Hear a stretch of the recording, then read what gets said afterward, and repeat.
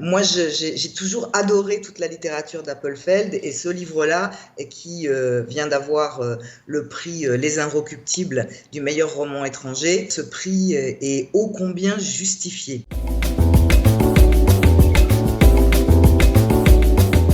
Notre chronique, notre rubrique hebdomadaire avec Nathalie Hirschsprung de la librairie française Vice Versa. Aujourd'hui, nous allons parler d'un livre d'Aaron Appelfeld, un livre sorti à titre posthume. Bonjour Nathalie.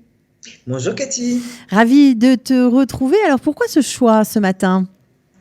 Moi, je suis une énorme fan d'Aaron Appelfeld et celui-ci, comme vous venez de le dire, est effectivement un livre posthume. Il est sorti, il a été publié dans sa traduction française aux éditions de l'Olivier le 1er octobre de cette année, traduit par notre amie et magnifique traductrice Valérie Zenati. Moi, j'ai toujours adoré toute la littérature d'Appelfeld et ce livre-là, qui vient d'avoir le prix Les Inrecuptibles du meilleur roman étranger, c'est un gros coup de cœur pour moi et ce prix est ô combien justifié.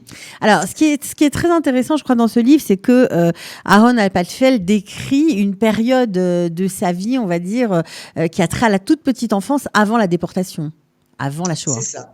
Exactement. Ça se passe en 1938, c'est l'été, en Europe centrale, et comme chaque année, ils sont là, les personnages, sur la rive d'un lac en villégiature. Donc il y a toute une galerie de personnages très croustillants.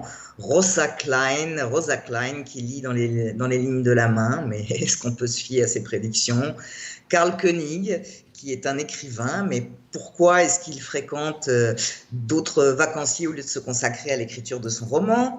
On s'interroge qui sont vraiment l'homme à la jambe coupée et la jeune femme amoureuse que tous les juifs appellent par l'initiale de son prénom. Et puis petit à petit, on arrive au père et à la mère Erwin qui est un enfant très sensible à l'anxiété de ceux qui l'entourent. Alors ce qui m'a vraiment séduite dans ce roman, c'est que le grand Aaron Appelfeld ressuscite le dernier été de son enfance, juste avant la Seconde Guerre mondiale et la Shoah.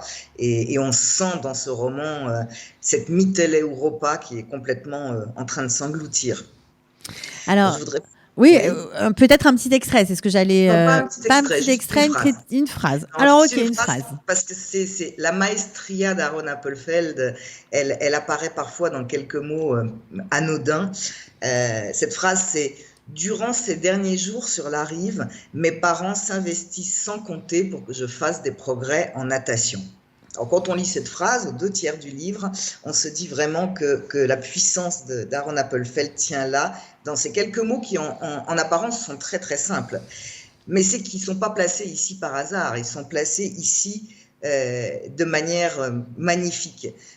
Ils apparaissent après 200 pages, au cours desquelles il se remémore les jours heureux de son enfance, en vacances avec son père et sa mère, juste avant que le monde ne bascule dans le chaos. Sa mère sera tuée en 1940, lui-même sera séparé de son père et déporté dans un camp en 1941. Il aura alors 9 ans. Et ces petits mots anodins apparaissent après ces 200 premières pages où on sent en permanence la montée d'un antisémitisme virulent. Alors on a souvent tendance à universaliser la portée, l'expérience portée par les romans d'Appelfeld, mais celui-ci, il est différent. Il replonge vraiment précisément dans le destin des Juifs d'Europe. On se souvient des Partisans, que j'avais lu avec délectation, qui est sorti dans sa traduction française en 2015. Les Juifs dans les Partisans se rassemblent pour combattre. Or, ici, dans Mon père et ma mère, l'angoisse les agglutine dans une villégiature où ils croient échapper à l'antisémitisme en expansion. Donc, ils essayent de préserver une apparence de normalité.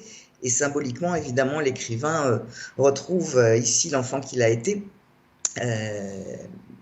avec une vision prophétique qui serait tournée vers le passé. Et en termes de construction, ce qui est très intéressant, c'est que le livre est construit en 84 chapitres très courts.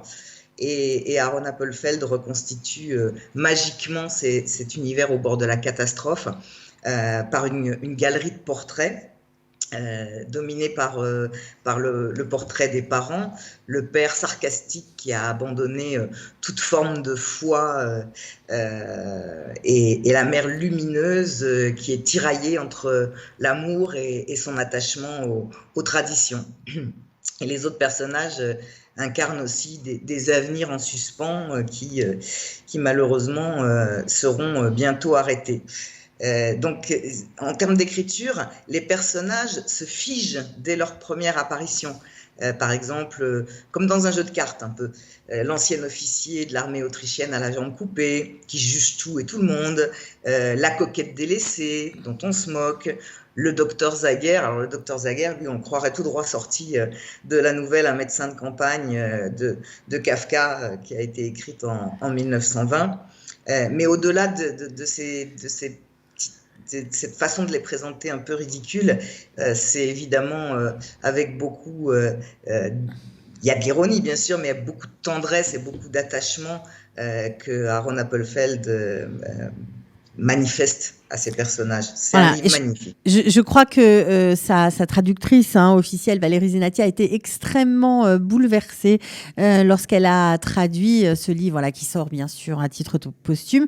Je vous rappelle que Aaron Appelfeld nous a quittés le 4 janvier 2018. Ça fait donc près de 3 ans. On est quasiment à sa date d'anniversaire. Voilà, poète et pour ceux qui ne le connaissent pas, un romancier qu'on considère comme l'un des plus grands écrivains d'Israël. Très touchant ce livre. Il est très particulier. C'est comme s'il bouclait la boucle. Oui. C'est très, encore une fois, c'est très différent de ce qu'il a écrit précédemment. Et c'est à la fois cette pointe d'ironie sur ses personnages, mais l'immense tendresse. C'est un livre très, très, très émouvant. Et puisque vous parlez de Valérie Zenati, Valérie Zenati a écrit un livre magnifique sur Aaron Appelfeld. Elle est allée justement, là, ils sont... en Bucovine de l'époque, dans Mon père et ma mère, et Valérie Zenati est partie sur les traces d'Aaron Appelfeld, de son enfance. Elle est allée jusqu'à Tchernaoutz, elle a fait ce voyage, et elle relate ça d'une manière tout à fait belle dans un livre qui s'intitule « Dans le faisceau des vivants », dont je signale qu'il est sorti récemment en poche. Voilà, donc vraiment beaucoup de choses autour d'Aaron Appelfeld. Toujours un plaisir, bien sûr, de le lire. Alors, on trouve évidemment le bouquin chez vous, la librairie Vice Versa. On rappelle que vous avez déménagé, vous êtes ouvert, vous vous situez aujourd'hui sur Shlom Tzion Amalka. Oui. Voilà, la grande rue, juste tout près du Café Kadosh. On peut bien sûr aller vous voir. En tout cas, merci d'avoir été avec nous ce matin et on vous retrouve la semaine prochaine. Voilà. Avec plaisir. Salut Nathalie.